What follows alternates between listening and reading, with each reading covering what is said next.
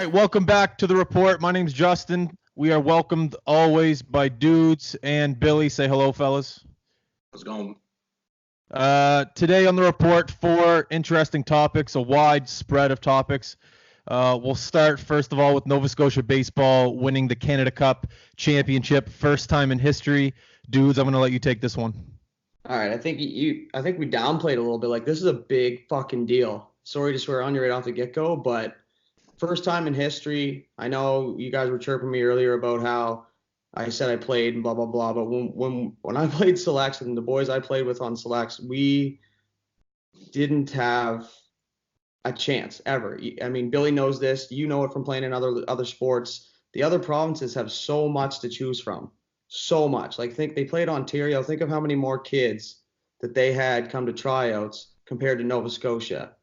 Now, Nova Scotia took out Quebec, which is also one of the bigger provinces, and Ontario in the final. Sorry, Quebec in the semis. It's a big fucking deal. That's crazy, man. Like, these kids made history. This is something they're going to remember for the rest of their lives. Nova Scotia is in an uproar right now because of it. You know what I mean? It's like they'll probably get like a parade or something like that, and I hope they do. But for them to be 15, I think it's 14, 15, and 16 at that age, to be able to come together as a team in a small period of time and battle through that kind of stuff is unbelievable, man. All right, that was good. Billy? Man, it's just seeing that last night. Like, we got home from our game in Kentville. We got home at 1, and the game was still going on. I was watching live on a Facebook feed, and there was 160 people watching a Facebook feed of 17, 16, 15-year-old kids playing ball, representing their province. How many people were watching? How many? There was like 150 people on one Facebook stream watching it live, and it was incredible to see, just to show the support, like, especially the baseball community in Nova Scotia. It's so small. Everyone knows everyone. Everyone knows someone that was on the team. They know a son or a family member, friend, whatever. And it's incredible. Same with when Cape Breton West won the TELUS Cup not too long ago. That was the first time as well too. And they were and they're still treated like rock stars in their towns. And these boys are going to come home, and I hope the exact same for them, because, man, it's so hard as a small province to do well at a national championship, and let alone win it. Like, it's incredible. Hats off to them, their coaching staff, the players, everyone that's around the team. That's incredible. Great job, boys. Yeah. Where was the tournament this year? Regina, Saskatchewan. Oh, yeah. Well, I'm not really familiar with the baseball world here in Nova Scotia, but sports in general here in Nova Scotia, always the underdog. I don't remember Nova Scotia ever going into a national tournament being the heavy favorites. Always the underdog. And boy, do we have character in this province. So bravo to those boys over at Nova Scotia baseball. What was the age group you said? Under 17. Under 17. Those guys are on a complete high right now, and it's summer, so they're not in school, so they're not worried about anything at all. Oh my God, that's amazing. Let me add something to it right quick too. Like, think about how much that's going to help the progression of not only the province, but those players specifically. Like, when you win a tournament of that size and that stature in the world, you can't. It's something you can't teach. You know what I mean? It's something you have to face. It's something you have to go through on your own to be able to be a winner. You know what I mean? Baseball in Nova Scotia has had a great year with Sanford going, with these guys winning. And that's all I got, but that's 2 great accomplishments in my mind. 2 things that don't normally happen around here in baseball. So. And they want to get rid of the fields. What the hell are they talking about? True. Okay, I'm going to butcher this second name here, but Serena Williams and Bianca and Tesescu? Do you guys know? I sound extremely uneducated, or I love it. I don't want to say it. And Tescu. Andreescu? I don't know. It's tough to say, man. I'll give you that one. You're normally pretty shitty with names, Canadian. But that one's tough. Okay, anyways, they had a great moment. It was a great moment in Canadian tennis history. Essentially, Serena Williams, I think she was forced to retire the match because of her knee, or it was her back or something. Anyways, Bianca came up to her, said, listen, I'm a huge fucking fan of yours. Everything that you do, I followed your whole career, because this Bianca girl's young. She's young in the tennis scene. Anyways, it was just a cool moment. Billy, we'll go with you. What do you got? Oh, man. like that was awesome. It was great to see. Like, it was a terrible way to end the match, especially for Bianca, like the Canadian. She's playing at home in the finals of the Canadian tournament. Like, that's not often that happens. First time in 50 years, I think it was, Yeah. that a Canadian has won. So, I mean, kudos to her. I wish she actually got to play out the match fully. But I mean, at the end of the day, just the moment they had after, you could tell this just the generosity, and like she was just genuinely happy, or genuinely like compassionate for Serena in a time where she was obviously hurt and unwell. But I mean, it was great sportsmanship. Just shows how Canadians truly are, in my opinion. All right, dudes. You described it as a moment. I think at this point, by watching social media for the last couple of days, that this is becoming a movement. Do you know what I mean? Like the whole scene right now is about what Billy said about how she had compassion for her opponent, no matter what the circumstance. Like when you're at the ultimate high in your career, you know, you think about that as you guys personally, when you're at the highest of highs, what are you thinking about normally? Like, you just won. I know she retired. I know she got injured, but that's the game, and that shit happens sometimes, and that's the reality of it. But at her highest moment of her career, she went over and took the time for another human. You know what I mean? And I think that's Canadian, though. I know, but I'm just saying, like, as a whole, it is Canadian. I 100% agree with that, and anyone from Canada would as well. But if you look at today's Earth and how shitty everybody is as a whole, that's why this is getting now the good publicity. And normally we give things shitty publicity. All the things that we see are bad, right? So when you have a moment like this, it's, you know, it looks good for younger kids, for younger generations, no matter what sport. You know what I mean? You're still human at the end of the day. It gives you that element as well. So that's why I think it's a movement, man. And I think we're going to continue to see things like that. I remember back in my competitive days, whenever I was playing the game, doesn't matter what it was, lacrosse, hockey, I always wanted to win. I always had that competitive edge. I hated the other team. I was never buddy with people on the ice. Dudes, you're a perfect example of that. We fought. But as soon as I was always the person, whenever the game is over, you know, let's grab a beer. How are you? Nice to meet you. What are you doing now? How's life? As soon as that match is over, I was always able to talk to you. How are you doing? How's life? And I feel that's a lot common with Canadian athletes as a whole. On the ice, on the floor, on the tennis court, you want to kill the other person, but as soon as the match is over, the game is over. I think us as Canadians, we're buddy, we're friendly, and I think that was just a perfect example of that. But I do agree, the fact that it was on the internet and it blew up and people saw that, like, you know, I'm not going to shit on any other countries here, but if you're a different nationality, maybe you don't do that. You just go over, shake your hand, and say, okay, I won, yada yada, and move on. But I think it was a big Canadian moment, and I do agree it might transpire into a movement in tennis. But tennis, for the most part, they're pretty sportsmanlike. The one thing I kept seeing was women appreciating women, right? Yeah. And I think that was probably the main point of that. And like you said, when you're trying to kill that other person when you're playing, think about how many thoughts are going through your head when she is now injured. You win. You didn't have to play the match. All those nerves are now like on this one moment, something crazy that's happened, but she goes over, and it'll be like you playing your idol one-on-one and you beating them. I'm sure you're almost starstruck by it, kind of, you know? Yeah.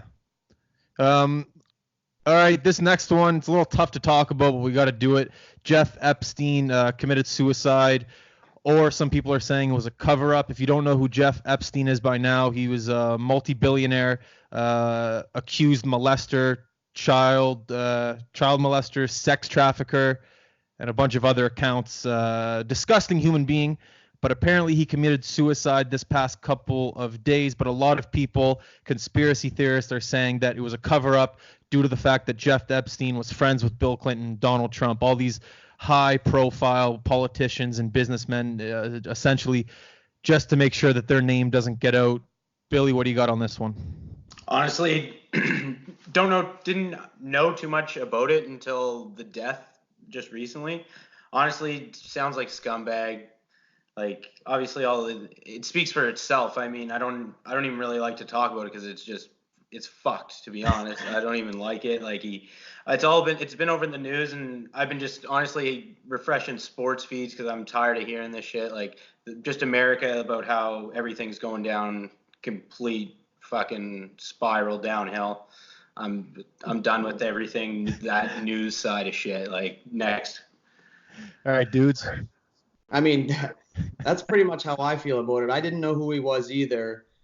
My biggest point is going to be good. I don't care how he died. That people like that, in my mind, deserve to die. You know what I mean? They're not right-minded people. I don't give a shit what you're into or what you like. That's fucking wrong. You know what I mean? So I don't really care how he died. However, I did research it a little bit, and I will say I like conspiracies just as much as the next person. Yeah, But I me think too. we're talking about this issue, or not even an issue now because he's dead, but we're talking about this for the wrong reasons. Who gives a shit who he was as a person, what he did, and who he was friends with? Like what he did is sickening, dude. Like Yeah. I don't know. Like I'm getting pissed off talking about it, to be honest. The big issue I think with people have is the security issue. He was in suicide watch, and then he got transferred over to another cell. So a lot of people are saying, okay, if you're watching this guy to make sure he doesn't commit suicide, how does the guy commit suicide? So a lot of people are questioning that. There's a lot of security issues that people are trying to figure out. Most of them are in their mother's basement trying to figure it out, and no one will actually know. Real government secrets never get out. Let's be honest about this. But at the same time, it would be nice if there's other people that are doing these fucking disgusting acts. If they come out and they get in trouble and they go to jail for the rest of their life, that's a great thing. So it's going to be an interesting case. They say this case could go on for years. So who knows what's going to happen to it. Anyways, I'm done with that one. Kyle Dubas at WWE event, probably one of the best managers, I think, in hockey. Not that the best personality. He's young. Who do we start with last, Billy or dudes? Billy. So we're going with dudes now. Well, I'm obviously very biased, big Leafs fan. I've liked the Leafs since Dubas came in. The craziest part about him is he is really young, it seems, in comparison to guys like Lou and like I don't know who else is, like Brian Burke was a GM at one point, but he's young. But I'll be honest, I think this topic I laughed when we decided we were talking about it, because he looks and seems like the type of guy that would be a WWE fan. You know what I mean? And once I looked into it a little bit, it turns out he was. So I don't know. He just strikes me as the kind of guy when he's not wheeling and dealing with for the Leafs, he's playing WWE or some kind of video game or scrolling the computer. You know what I mean? Playing whatever that game was that Billy tripped the last people for down in his basement. So it was funny, but whatever, right? He did it the right way. It was in Toronto. He had that Toronto shirt on about the wrestling. He's just out there enjoying himself. He finally gets a little bit of time for himself, man, because think about how hard everybody is on him and just the city of Toronto for hockey. It's, to get away and and go watch WWE. It's not what I would do, but if that's what you're into, power to you, man, and good for him. All right, Billy. Oh, loved it, man. That was sweet. Like, you see all the pictures he got? He literally got a picture with every wrestler that walked into the building. He was like a 6-year-old boy going to a wrestling event. And the best thing is, he's the GM of the Leafs, so he can get anywhere he wants. So, oh, look, there's a guy. I'm gonna grab him, grab a picture, like have the belt over my shoulder, like I'm the champ. Like he's just living the life as he should as a young GM of arguably the most famous NHL franchise of all time. Like, he's soaking it up. He's enjoying the moment. Like, he's probably thinking to himself, I had wrestling photo or posters on my wall as a kid. Still has them. Now I'm hanging out with these guys. They're in my dressing room. We're sitting in the green room. Like, it's just things that he can do now. Why not take advantage of it? I loved every second of it. I wish they just documented everything in between, like the interaction. It would have been great. They might have. Who knows? That could come out later. There you go. Dubas is the definition. Here's my prediction on what Dubas does in his off season at home. He sits at home and plays EA Sports NHL and makes the Toronto Maple Leafs roster online. Like, he does his actual job while playing EA Sports. And then when he's done with that, he plays wrestling EA Sports. I don't know if EA Sports does wrestling, but I completely agree with what both of you said. He's taken advantage of his position in a great way, and all three of us would do the exact same thing. Anytime a concert came to town in Toronto, 100% I'm sneaking in the back door. You don't even have to sneak in the back door. You just walk through the players' entrance and go out and enjoy the concert. I'd do absolutely everything at the Scotiabank Arena if I were in his position. I try to get away with everything now, and I run a small little business here. I try to sneak into everything now. So, think about it. He's 33, man. Like that's 5 years away from you and I, Belly. to like think about that. In 5 years, would you be the GM of the Toronto Maple Leafs, let alone even think about it? You know what I mean? So he's still a kid. So he probably is playing video games. He probably does have wrestling posters in his fucking office at the Scotiabank Center. Like that's probably just who he is, and he just rolls with it, right? He doesn't have much time. So I took a piss right next to him at Mem Cup. did you talk to him? No, I was a little nervous because you don't want to fanboy out. I'm not really a huge fan of him. It's just Kyle Dubas. It's tough to fanboy at the urinal too, you know. It's like, Yeah. hey, how you doing? Like, no, it's a tough time, right? But people were coming up to him when he was washing his hands after, because it was at intermission, so the washroom was packed, and he's in there washing his hands, and little kids are coming up to him. And well, that's a rookie mistake on his part. He's in Halifax in the intermission. The lineups around the building to take a piss. Like, to be fair, he looks like just any other dweeb out there. You know what I mean? He's just a guy. He could blend in anyways. All right. The report. What? Do you think he looked at you when you were peeing at your shit? He looked down for sure. He was trying to get a peek. Yeah, I got a little weirded out. All right. Do we got anything else to say? Or are we good? Yeah. One more thing about Team Nova Scotia. I honestly am not going to get over this for a long time. It's a small ass province with a bunch of guys that probably give themselves no chance going in, and I think they proved everybody wrong. And shout out to those boys. All right. High Button Sports, Justin, Dudes, Billy, we're out. Peace. See you later.